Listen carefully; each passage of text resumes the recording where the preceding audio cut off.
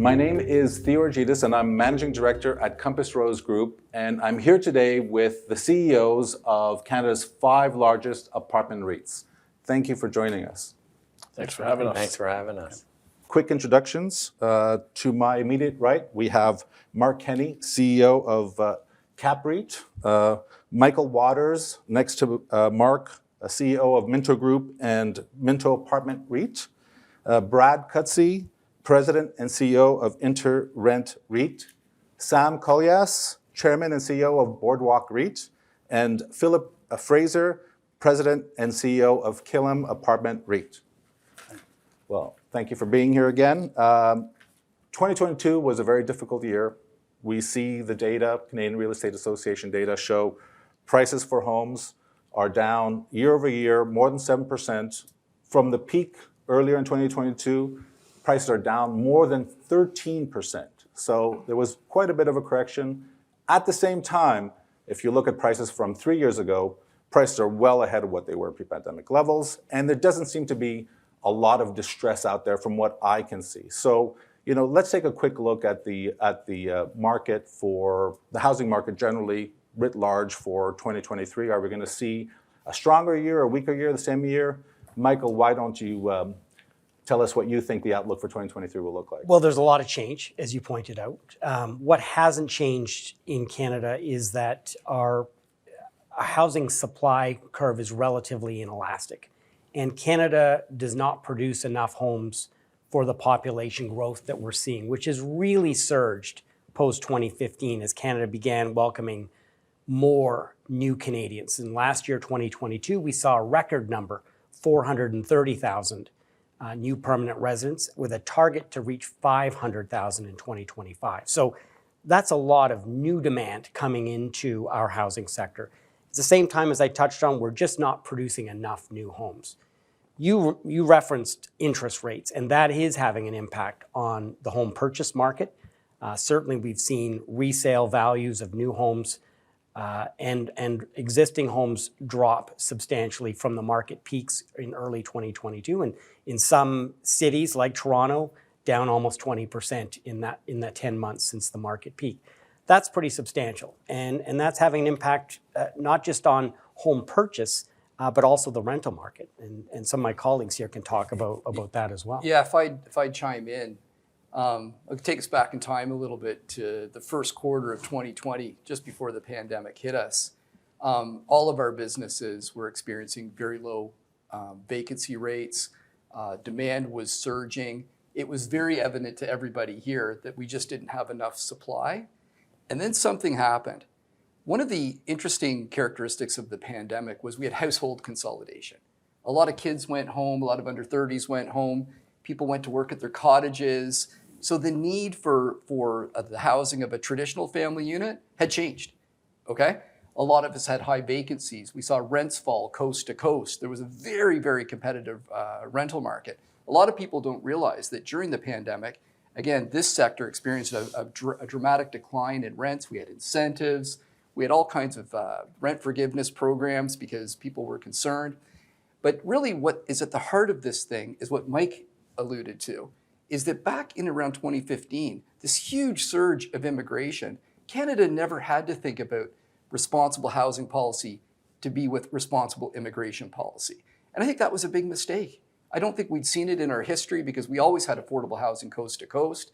Suddenly we found ourselves catching up to the consequences of not having robust development policy. And we find ourselves not just back in that situation, but in an even worse situation 3 years later. We've seen immigration come in. We've got the tidal wave of people unwinding their consolidated households to get back into independent living. And we're in a serious, dire situation in terms of supply. And that's I think, what's on the minds of all of us when it comes to the rental market.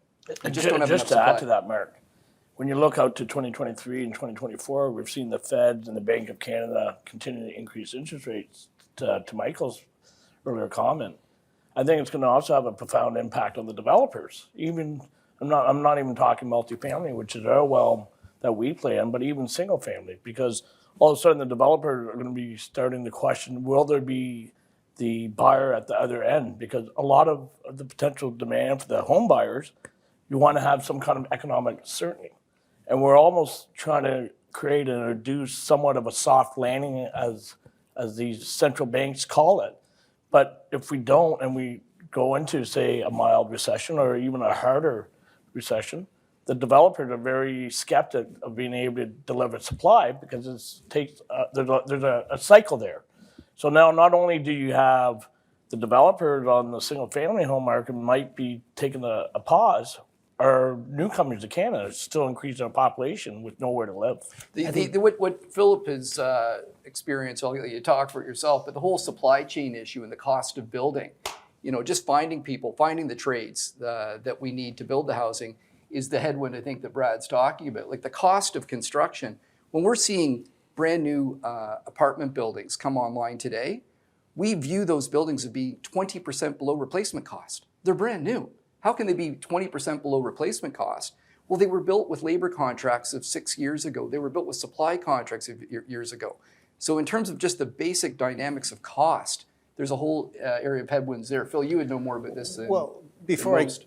I can talk to that, but just as we back up, because we just started this, like life was pretty good for a lot of us, and we've been doing this, a bunch of us, for a long time, like plus 15, 20 years. But with the increased immigration, and it really did start there as a positive, fundamental component of our business, and then COVID hit. And when COVID hit, all bets were off. So fast forward 3 years, I mean, there's about 4 or 5 really big themes that have come out of this. Number one is that immigration has continued at a pace we've never seen before. So that creates this supply-demand imbalance. The other thing I look at that I see is that, can we get folks back to work? Because it's not only just for us getting our own sort of companies and everybody that works in each individual company back to work, that we can sort of mentor them, have a relationship with them, see them every day. But it's the bigger side of it is government. And I'm not here to continue to say it's all government's fault, but it's a combination of a bunch of factors, and it kind of does lead towards them. So essentially, supply chains break down. Basically, the government is kind of open, the productivity drops, but the people keep coming. That is a recipe for the imbalance that I just talked about. Today, we're trying to get back. I mean, the evening times are more active than the daytime in a lot of our large urban centers. But throughout this period, what happened in Canada was that we used to have 3 big urban markets, Toronto, Montreal, and Vancouver. And the price of housing, getting back to your first question, was a lot higher than all these sort of secondary cities across the country, and especially the Maritimes. Prices were going up, demand was going up, and people realized that they could actually move to any place in this country and have a great quality of life.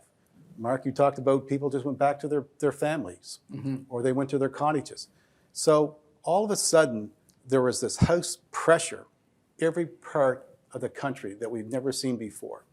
Meanwhile, the other thing was the immigration numbers previous to the COVID. They used to concentrate in the large urban centers, and they would basically go to parts of the city that there was communities of wherever they came from. And now all of a sudden, people realize from an affordability point of view, they could go to the smaller towns in the prairies, they could go to all the cities in Atlantic Canada, small town Quebec, and all of a sudden the whole country was filling up, which is a positive thing. What's interesting about what Phil's saying is, the office buildings are empty and the homes are even more full. The call for people to have larger space to live in is grown because people want to work from home, and that's likely with us to stay. But just going back to something that you touched on, it's like when we say the word government, we've got to really get, I think, a little bit more specific. At the municipal side, we're hearing more and more in the media, which I think is great, the need for municipalities to free up land so that the homes can be built. That's number one. At the federal level, we need some thought given to healthy immigration. We're all supporters of immigration here.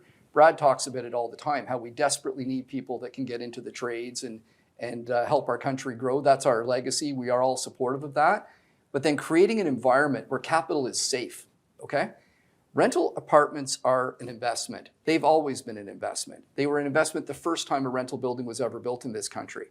And it's capital intensive. It takes a lot of money to build a rental building. So for that capital to come, there has to be certainty of the environment. And what happens is when the environment is uncertain, capital takes a pause and goes somewhere else. So in Canada, we have according to CMHC, if you look at the number of homes we need to build over the next period of time here that they forecast, it's $1.7 trillion. The entire debt of Canada sits just around $1 trillion.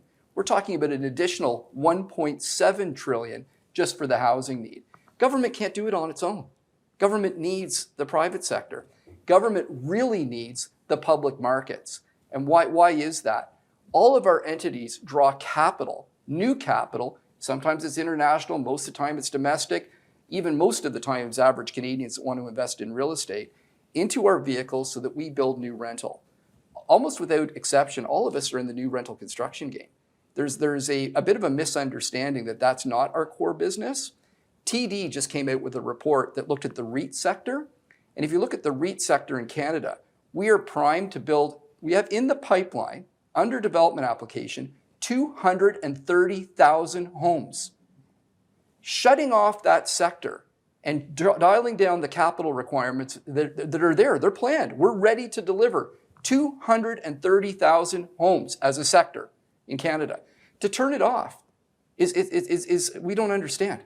So I think this is the time where we need the federal government, we need the provincial government, we need municipal governments all on our side, embracing this to work together. It's the easy thing to talk about is let's work together. The hard part is getting at the table and saying, these are the realities, guys, let's get on with it.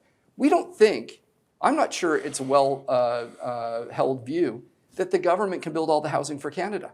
I think the government does want private sector at the table. We're the public markets part of the private sector. We're doing this with long legacies. CAPREIT's been around for 25 years. Minto, I think you're close to 70. 70. You know, you could go down the line here and you're going to hear these are extremely long established companies that can deliver on the housing needs for Canada. We just want to be at the table. So many Canadians may not know what a REIT is. So, I mean, Sam, can you tell us exactly what REITs do and how they contribute to supply in Canada's housing market? REIT stands for Real Estate Investment Trusts, and our unit holders are the taxpayers. We have commissioned 2 independent reports that show, in some cases, REITs generate more tax revenue than corporations, simply because some of our owners are personal taxpayers. The rate of personal tax in Canada is higher than corporate tax. That's why in some cases, there's more tax revenues. And so this idea about increasing taxes for something that we need more of, we need affordable housing in Canada. It's understandable how we can tax tobacco or alcohol or gasoline, some things that we want to discourage. We want to encourage more affordable housing. And to do that, when we look back 70 years, when we use the word government, we're talking more about public policy that supports and is tried, tested, proven on delivering more affordable housing for Canadians. In the 50s, we had much lower taxes for housing.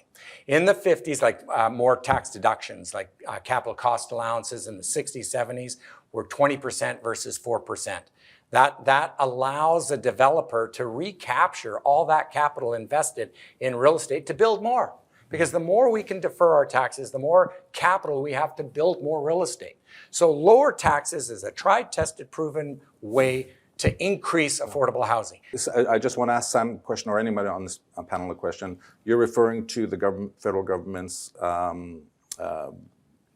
election promise to review the tax treatment of REITs. Is that yes, correct? and the misinformation that's out there that REITs technically don't directly pay tax. Like the REIT structure directly doesn't pay the tax. Our unit holders do. No different than every mutual fund in Canada. We are a mutual fund. Or limited partnership. Mark, ironically, back to the MERBs that brought the supply and that helped build the actual rental stock that we're talking about today, which is still 80% of the rental stock. Ironically, what Sam's speaking to is the actual birth of the REIT. The REITs were actually invented so that the average Canadian could participate and owning a piece of real estate, because real estate is such a capital intensive number, the average Canadian couldn't own institutional type real estate. So what came out of that in the early 70s and really adopted in Canada in the early 90s was there was a lot of limited partnerships that got these MERBs done, but there was not a lot of liquidity. So it wasn't an efficient way to invest in real estate, and the average Canadian couldn't do it. We came up with this thing called the REITs. It was a model that was used in the US in the early 70s, and the rest of the world today uses this model to invest and reinvest into their commercial not real a Canadian estate strategy. and their housing real estate. So ironically, Stan, what you're talking about actually was the birth of the REIT. And here we are today speaking about the tax implication, but at the end of the day, there is no tax implication. I'm glad we're busting the myth on this tax issue, because we've all been confused as to why this is an issue. But the other thing that really I find quite confusing is that together, all of the REITs in Canada that own apartment buildings own less than 2.8% of the stock. There's this complete misbelief out in the system that we are somehow single-handedly changing the rental landscape. We own 2.8% of the stock, which brings me to the next point. It's not about who owns the building, it's about how they behave, okay? The conversation about rental and bad rental ownership should be about behavior, okay? So in Canada, to control behavior, we have a municipal government with regulatory system, and we have provincial governments with regulatory system. And what I want to throw in there is that the real estate investment trust sector has fully transparent financials. And what we do in our sector that no other part of the investing universe does is something called ESG, okay? ESG is our climate change investment. ESG is our good governance. ESG is just all the social good that we give back. And our unit holders demand that we do this. So when you have public companies with transparent financials, you get along with it the good behavior of ESG. But if there is bad behavior, if there is, those responsibilities are held at the municipal level and they're held at the provincial level. There should never be a talk about who. I don't remember doing an investigation on like who the owners of X building are and are they a good person, and what it should be, are they behaving well as a housing provider? To me, this is a great big piece that's been forgotten. At the end of the day, apartments have always been an investment from day one. So we've talked about financialization of housing. My question is, what are we talking about exactly? If we're talking about what happened in the US with corporations buying single family homes, we don't participate in that. If we're talking about renoviction, we've never done one. Our 25-year history, CAPREIT's never done a single renoviction. So when we talk about behavior, we're talking about the mom and pop owner out there of apartments. If you want to get really serious about who owns the bulk of apartments in Canada, mom and pop, single owners, own 12 times the number of rental apartments that we do combined together. That is by far the largest market. And when we all read the newspapers in frustration, if you look behind the headlines of bad landlord behavior, sadly, you'll find a private owner most of the time that doesn't have the accountabilities that public companies have. So there's a lot of information that I think we're all productively sharing it with Ottawa. It's being extremely well received by the federal officials that we talk to. When we talk to the province, we're getting a very welcome reception. I think we're about 6 innings behind in the ball game in terms of education, but really it's about getting to the facts and most importantly, getting to the solutions. Michael, what would happen if the tax treatment changes? What would be the impact of a move?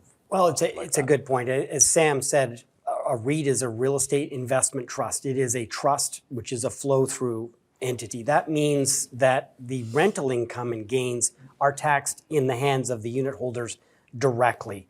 There's not two levels of tax, one at the corporate level and one in the hands of a stockholder. If there was an elimination of this well-established tax treatment for REITs, in effect, the same level of tax would be paid. It would just be paid in two different tranches. And as Sam referenced, two separate studies were commissioned, one with KPMG, one with E&Y, and they both were exhaustive in their review of the implications for Canada's fiscal situation in the event that those, that the tax treatment of the REITs were changed. In effect, there would be no incremental tax revenue generated by a change in that status. I mean, it really would not change things at all. It could introduce a level of uncertainty in the markets that could, for a period of time until the adjustment was complete, keep capital out of the housing market for longer. And that actually would be, I think, destructive to. That's the link. To me, the true link is uncertainty in the capital markets. The capital markets equates that to risk. Therefore, when we try to raise capital, they risk adjust it. And the more uncertainty that's around the playbook on how we operate or how we are taxed, all of a sudden those investors require a higher rate of return in order to invest. And we need that capital in order to deliver that 3.5 million additional homes that Mark was talking to. We're all returning somewhere in the neighborhood of a 3.5% to our unit holders. I would put to you, Theo, that the private sector expectation of return is far in excess of 3.5%. Okay, so we're busy in our businesses reinvesting tremendous amounts of capital back into the assets to make homes safer, to make communities a better place to live, and we have full transparency on those financials. But sadly, it's those same financials that are the only financials that are in the public domain. There are no financials in the public domain for private ownership.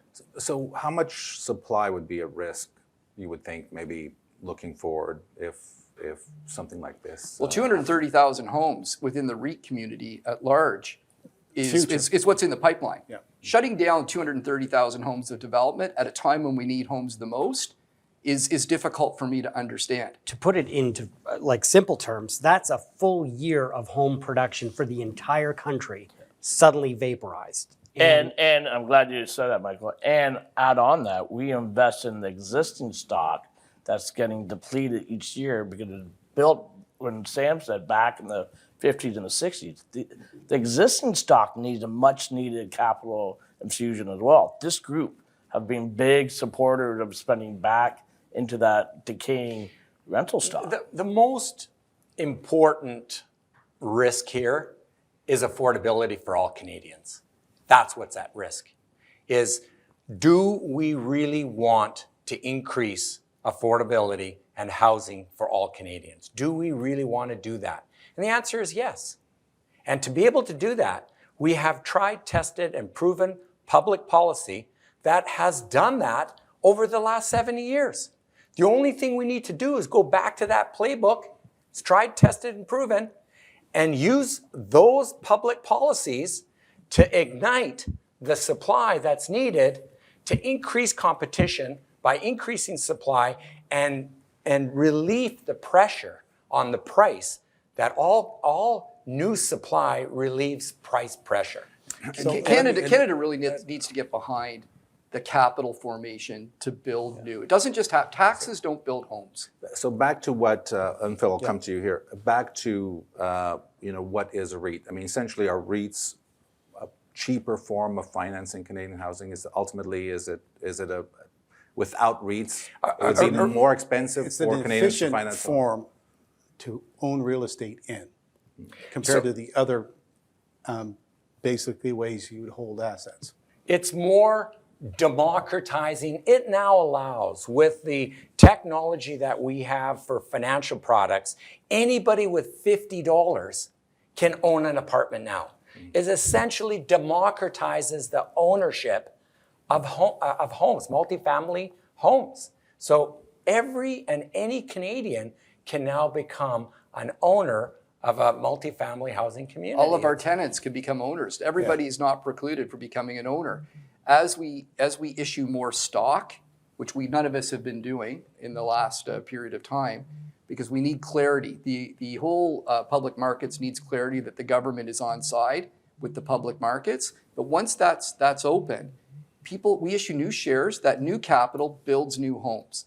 Again, if you look at what CAPREIT's been doing for the last couple of years, it's all brand new construction. Okay.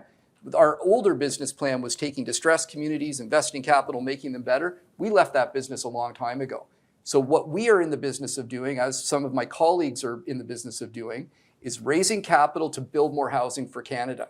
Why we would shut that off, again, is the big question that I don't understand as a Canadian. So think about it, Theo. Who's going to build the housing? Taxes don't build homes. Private ownership, private ownership could do it, but private ownership can only lever its existing portfolios. In an uncertain real estate market with this environment, it's not going to result in too much. We're the development machine for new housing for Canada. So to put pressure on us and to say, put this aside, again, it's just bad news for Canada. And unlike other real estate asset classes, this is an asset class that has been heavily invested by other institutions outside of REITs, because for other reasons, they just don't want to get involved with residents' issues and whatnot. So this is very much an industry that has been very much, to Mark's point, fragmented. But this group here has been able to, with our structure, being able to go to the public market, raise capital, and reinvest. And I'm going to throw a number, it's billions that we've reinvested over the last 10 years. It's not a small number. Yeah, let me just sort of wrap up a couple of the themes that we're talking about. Affordability, taxes, and fairness, and especially fairness from our point of view. Affordability. Okay, so what's the cost to build a house today versus 20 years ago, and even on an apartment building? The single-family home basically is one of the, most people would say it's the biggest asset you'll ever buy. And it's also a storage of wealth for most Canadians. 68 to 70% of the people, they own their home for 20 or 30 years. Guess what? They believe it's going to go up in value. And when they sell it, it's tax-free. Just think of that, tax-free. But throughout the piece, they had to pay HST going in and HST on the expenses. Now, 70% get that advantage. Plus, every home has 1 or 2 votes attached to it. The multifamily sector, basically 30%, 28%. There's large landlords and there's lots and lots of small ones. We figure there's 500,000 plus, easy. Now, the funny thing about that is we're classified in commercial real estate. So there's office, industrial, retail, but we're lumped into that because, you know what, it is a business. But guess what? HST, we're the only group of this commercial group that basically, we don't get to collect HST on our revenues, but all our expenses attract HST. That's not really that fair when you look at all the other, are we a single family home? No. Are we in commercial real estate? Not really. So guess what? We don't get to collect it, but we have to pay. So all of a sudden, the cost to run these properties is more, and the government's happy to take all that HST money. Well, what happens when we sell it? The government wants capital gains. So they get their tax just like the commercial. So you think about it, what is driving up the cost of affordability? It's all different levels of taxation, starting with the feds, HST, all these transactional fees. The provincial government, what's their sort of hand in the pot? Well, guess what? Throughout this piece, as prices of single-family homes have risen and all the other commercial real estate in apartments, they keep increasing the assessment up and up, which basically means that we're paying more property tax back to a level of government. And then if you try to build it, it's all about charges at the municipal level. You're basically being told you got to pay all this cost to forward allow the future development of other homes. And typically it's subsidizing single family homes because anything we do, smaller footprint, you go up high, the laterals, whether it's water, sewer, fire safety, all of it is more efficient with a multi-unit building than it is a single family. You know, and I'll show you in the large It's cities. just, everything is stacked against us. In the large cities, to kind of put color on what Phil's talking about here, our property taxes in Toronto three times the rate of private residential property. You can have a condo and you can have a rental building. We pay 3 times as much tax here on an ongoing basis. But to build, we got to get down to the math of building. To build rental, if Canada wants rental and Canada needs rental, especially when most immigrants first settle, they rent. But to have rental, the starting point is to build rental, we have to compete against condo builders to acquire land. That in the city of Toronto is about $200,000 a home. 200,000, okay? Then we have to go through the development process, which part of the historical past has been like a 6 to 7 year process. But the cost and permissions just to build, another $200,000 to $250,000. We haven't built anything yet. You're at $450,000 before anything is there. All there is the paperwork to say you can build something.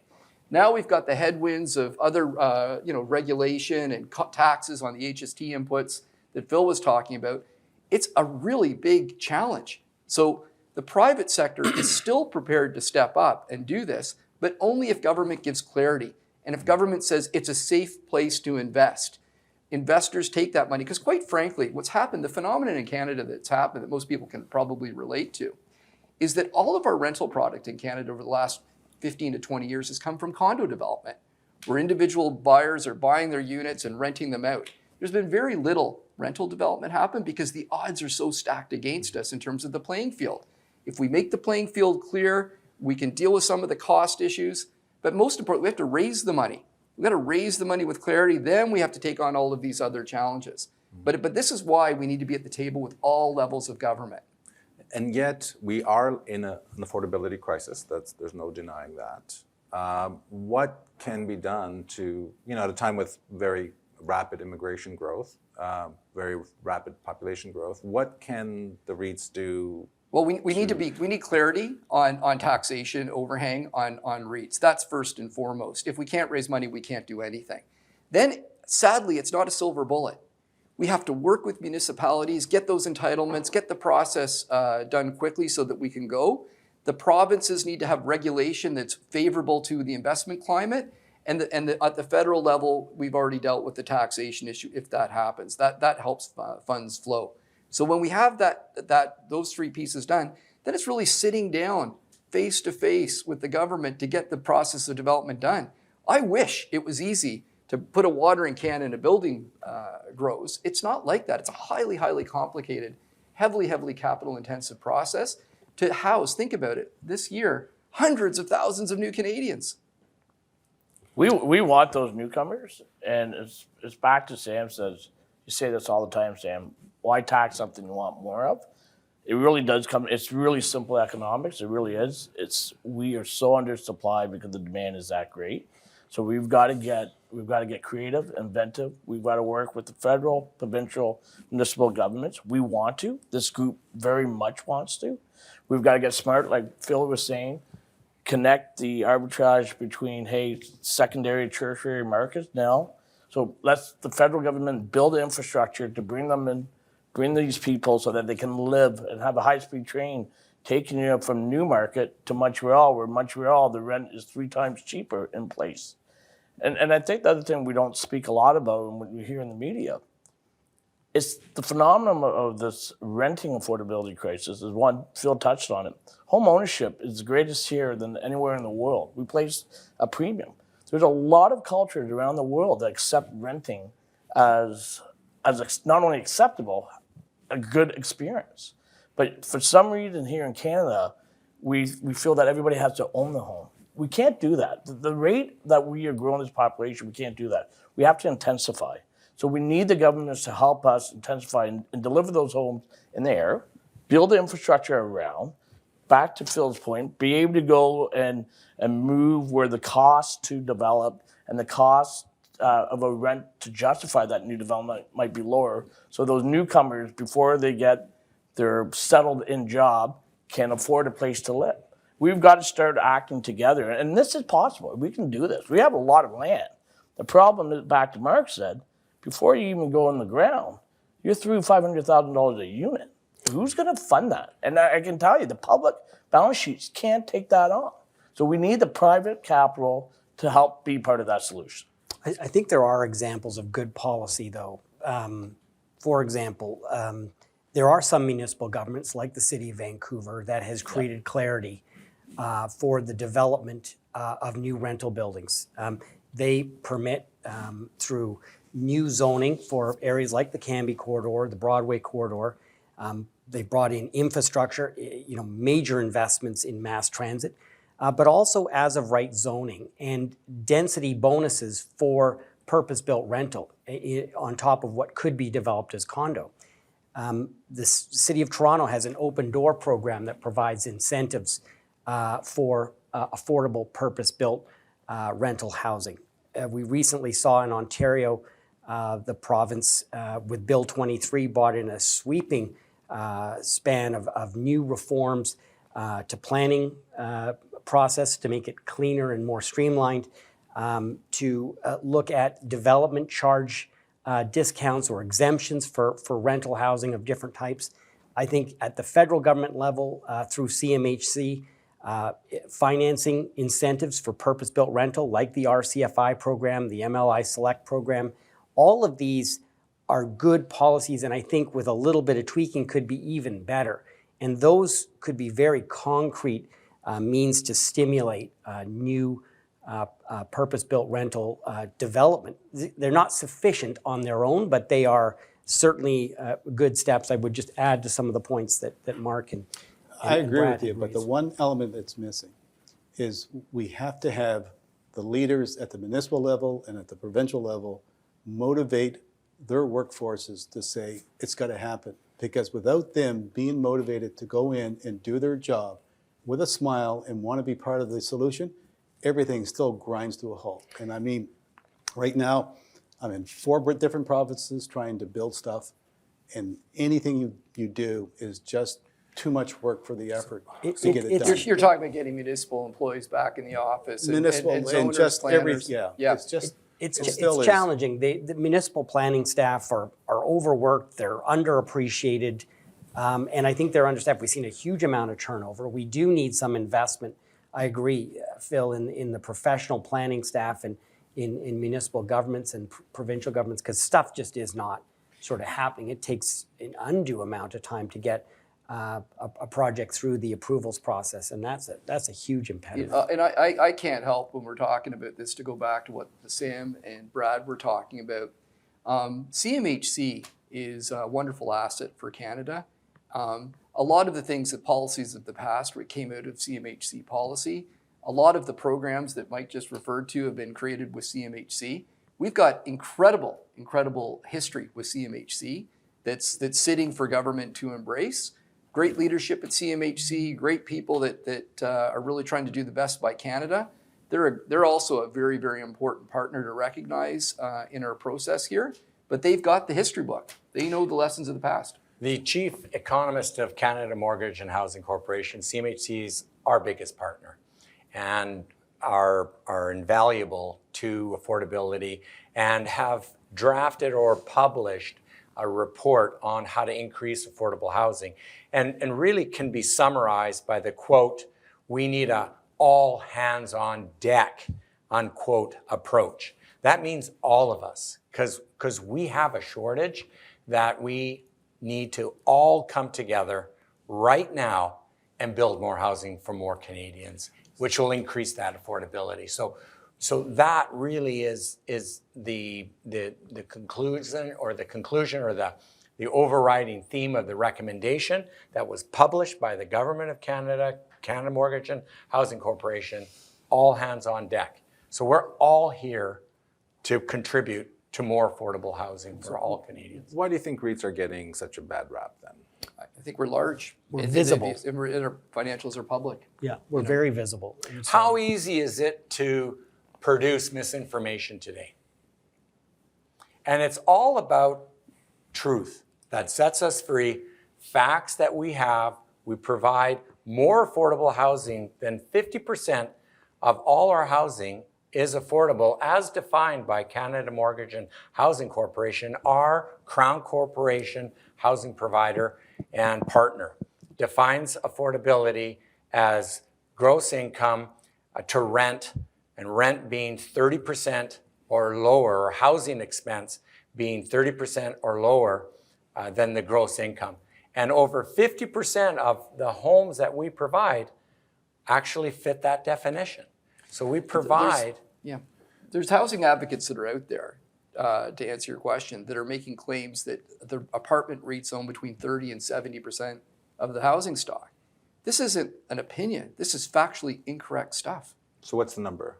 Less than 3%. Less than 3%. And shrinking. Many of us are disposing of assets in this current environment. But at the end of the day, that's one big myth. There's also been all kinds of articles made about REITs doing rent evictions. It's just not the case. Again, And back to Mark's point, that the reason that they're able to do this is we are held accountable because we are public. There's transparency when it comes to these 5 REITs. And the mom and pop doesn't have the same kind of transparency, or the private. And at the end of the day, that's a good thing. I think every one of us want to be held accountable to the highest standards. And I think that's a really good thing for housing. It's not only are we talking about when a newcomer comes or when our sisters or our brothers or our daughters need a place to live. Not only do they need a place to live at a reasonable affordability rent or home ownership cost, you want it to come at the fact that, and Mark said it earlier, a safe place where they feel proud to call home. It's about decency, right? And this group up here are professional, organized providers of home services. We are dealing with people's homes, and I think we do a pretty good job at it. So you own 3%. Who owns the remaining 97%? Well, I said 12 times the ownership is Canadian individual families. And then you have a host of other ownership types. But call that all private. The private sector owns over 97% of the housing stock or available rental housing stock, not including social housing the government owns. And then when you look at the balance, the apartment REIT industry is less than 3% of that. So we're a tiny, tiny piece of the pie. I think, Theo, part of it is people are frustrated. We all are up here talking about the affordability crisis in Canada. People are looking for someone to blame. And the only one you can blame are publicly available financial statements. And that's what all of our companies do. But I've also seen conflicting data on pricing as well, because I was this morning before this panel, I was looking at CPI data. Rents over the last 12 months are up 5.9%. Okay, we need to... And then I've seen reports showing that actually no, it's double-digit increases in rents. Okay. So what Here, let's get to the facts. Yeah. Okay, let me. I know what Phil's going to go with this, but I want to give you a stat. These are facts. These are publicly available statistics. For the last 10 years, every CAPREIT customer has paid less than a 2% rent increase. That's over 90% of our units are ongoing customers. They pay less than a 2% rent increase. Even an inflationary environment where inflation's pushing 7, we're serving rent increases below 2. That's factual, okay? When you come to looking at the numbers, now we're talking about available units in the market. When you're building new product, it's more expensive. And Phil, you can talk about that a little bit more. You can go to just by province. You can take Ontario. I mean, the rental increases that existing tenants have experienced in the last 3 years have been what? Like 2, 1, Zero a couple of years ago. Zero, It's really right? important to go But back. the point is, I mean, even like Nova Scotia, it's been like 0, 2, 2. Think about that. And the thing that we noticed, because the demand is so much greater than the supply, I used to have 33% turnover for 17 years. It's now down into the mid-20s. And we're all sort of like, so turnover means that you're not out looking for a new tenant. Your current tenants stay there. And so for all that tenant base, right across this country, the last 3 years, they probably have averaged at most 2%. So when they say the rents are now 20% higher, they're talking about a sample of existing units that basically are up for rent, and the majority of them would be new supply, and obviously the cost of new supply is greater than the existing stock. Because when we bring our building on now, it's probably close to $3 a square foot, so that's roughly $2,500 to $3,000 for new product. These are headline-grabbing stats. Like another thing I can't resist here is that during the pandemic, in terms of look at behavior, don't look at structure, this group on its own in 2020 gave 0 rent increases across the country. We did that voluntarily. We didn't know what the environment was. The private sector did not. There were some actors that did, but as a unanimous group, stepped up without government intervention and gave 0% rent increases. So I think all that Phil is talking about is you can move headlines around in terms of what prices are and make them dramatic. And when a new rental building is built in Toronto now, to make it financially viable, you need almost $5 a foot. That's $5,000 a month for a 1,000 square foot apartment. So when you're throwing those numbers into the mix and looking at average rents, of course it's going to look like rents are going through the roof. The only way we work through this is not by stopping supply. You can't stop supply and expect to see rents fall. You can't put taxes and expect to see supply grow. What we have to do is make the environment so clean that all forms of development happen, not just the public sector, not just the private sector. We need, as when the MERB program happened, you had dentists and doctors and every form of investor you could think of piling money into real estate investment because there was tax relief. Okay, I've never, in the history of the world, I don't believe there's an example of where taxes built more homes. I don't think it's ever happened in the history of our planet.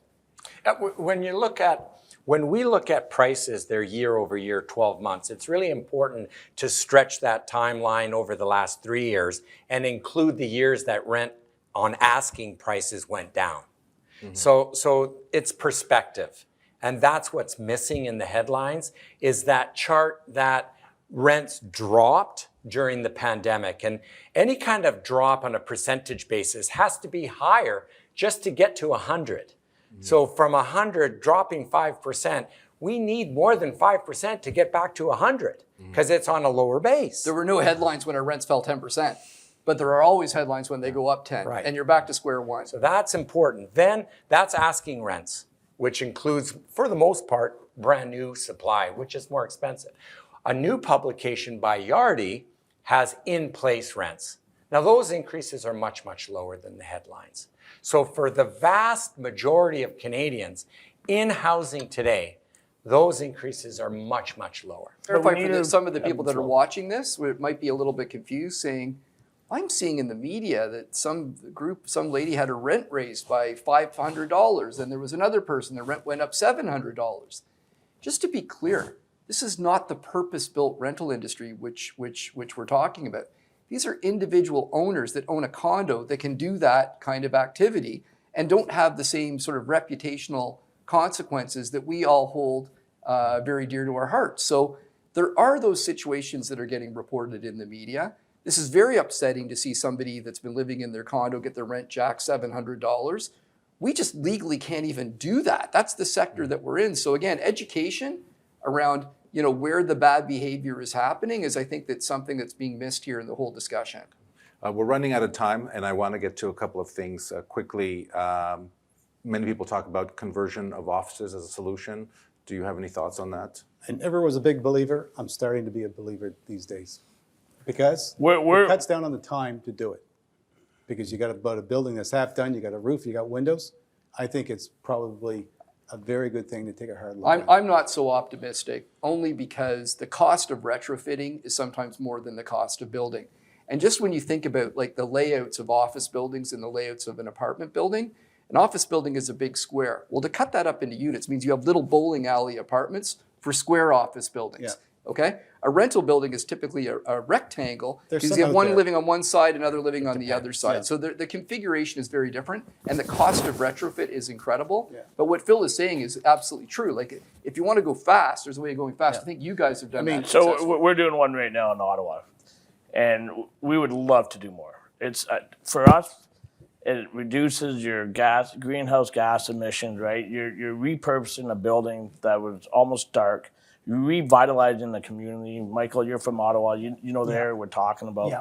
This is going to revitalize that whole little community where at one point you're at risk of just Class C, Class B government offices, where the government it was going to be, like I said, dark. We're adding 158 homes. Now, back to Phil's point and back to your point, Mark, it's not an easy thing to do. It really, really isn't, because you're working with an envelope, and in our case, back to your point, it's not a pointed tower, it's a rectangle building, so it lended itself well to the conversion. However, it took us 2.5 years to move it just through the approval process, and this is to add 58 homes. Now, that said, municipality has been great to work with, so we have nothing negative to say on that front, and the City of Ottawa has been good partners. But what we do need from the provincial level and the municipal level to do more of these, we need incentivized money to it, because there's a lot of brain cells that get damaged.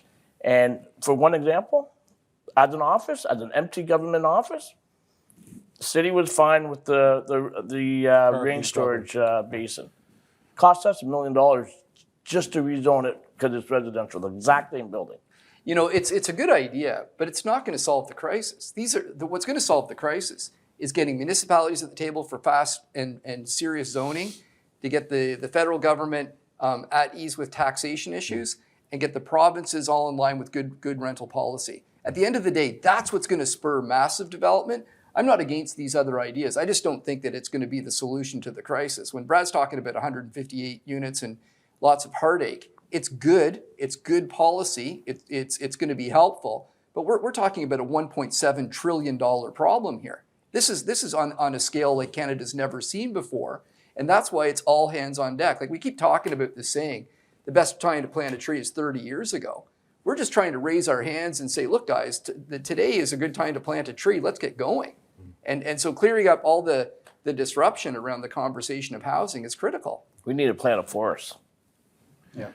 What's the next question, Theo? Another issue that's top of mind for Canadians is climate change. Is that something that's top of mind for you at all? You know, we know that buildings are a major source of greenhouse gases. We know that if Canada is going to reach its carbon goals, that the real estate sector needs to be a big part of that solution. We know, as well as Mark had pointed out, that publicly traded REITs all have well-articulated ESG strategies that include very fulsome environmental and sustainability policies. I know that this sector as well has invested major capital in innovations that will reduce our greenhouse gases. I'll say something on Killam part here, but you know, experimenting and innovating with geothermal as a heating and cooling technology, which those kinds of investments happen in new development, and they will help move our industry forward. They will help move Canada closer to its carbon neutral future. But without capital, without incentives, those initiatives, those kinds of innovations won't happen. And I'm like a broken record on this, but again, I want to point out that the five companies that you're looking at here, we have full disclosure ESG requirements. So what does that really mean? We've all committed to carbon reduction or net zero targets for our companies. This is not something the private sector does. All of this commitment requires money. The private sector that is only interested in returns to themselves, like the mom and pop, have no incentive to do this. We do this out of good corporate citizenship. And we don't just say we're going to do it, we disclose what we're doing. So when you look at all of our investments in climate change, it's absolutely substantial. Like CAPREIT alone, on an annualized basis, spends over $300 million reinvesting in its portfolio. It's a constant reflow of money that goes back into the portfolio. A good chunk of that money goes towards environment enhancing investments. One of our biggest expenses is utilities. So for decades, we have been on a rigorous path of reducing the consumption of electricity, reducing the consumption of gas, fortifying our insulation, our envelopes, our roofs. We have been doing that for decades because one of our biggest expenses is utilities. What we haven't been doing is keeping track of it. Now we are all keeping track of the amount of energy we continuously reduce and the amount of footprint as a result we continuously reduce. So we're tracking that information. And if we've been tracking it for the last 30, 40 years, it would have been a huge reduction because of technology and light fixtures and gas efficiency in boilers, insulation technology, glazing and envelope sealing. We've been doing so much over the last several decades and been spending, as we discussed, billions of dollars to reduce our footprint. We're just keeping better track of it today. Premier Eby just announced a $500 million acquisition fund in BC for low-income affordable housing. Yeah, what do you think? for apartment buildings. This group is incredibly enthused with the announcement. For 3 to 5 years now, we've been working on a program for government nonprofits, not for us, but for government or nonprofits to buy existing apartment buildings. And here's the rationale. You can buy an existing apartment building today for about 25% of the cost of building a new one. So, but you can also buy that building in a neighborhood that has income distress. So what we believe as a group is that Canada has two problems. We have an affordability crisis and we have a supply crisis.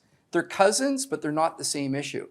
So one way for government to get very quickly at the affordability crisis is to acquire, through nonprofit structures, not through our structures, through a nonprofit structure, existing apartment buildings at a quarter of the cost. When they're able to do that, and they're able to do that with efficient financing, they can reserve funds to maintain the quality of the asset over time. So this is something that we've all done for a living here since we all started in the business, is looking at an asset and projecting out the capital requirements for the next 10 to 15 years. This is information, this is every condominium that operates in Canada operates with the notion of a reserve fund. What we're suggesting is, in our proposal to government, is that we adopt something like this. So we've been talking very actively with the federal government about this idea. We've all pledged parts of our portfolio to vend into the idea. We are agnostic as to whether it's our buildings. It can be any building out in the marketplace. But CAPREIT has been very, very vocal in its desire to help solve this problem and be a real contributor, as the others have, to say, yeah, we'll pledge our buildings. And here are some of the lower income neighborhoods where affordability is a really big problem. And you can do this structure and create even more affordability when you're buying something at 25% of the cost of building new. Well, thank you very much, everyone. It was a very interesting discussion. Thank you. Thank you. Thank you.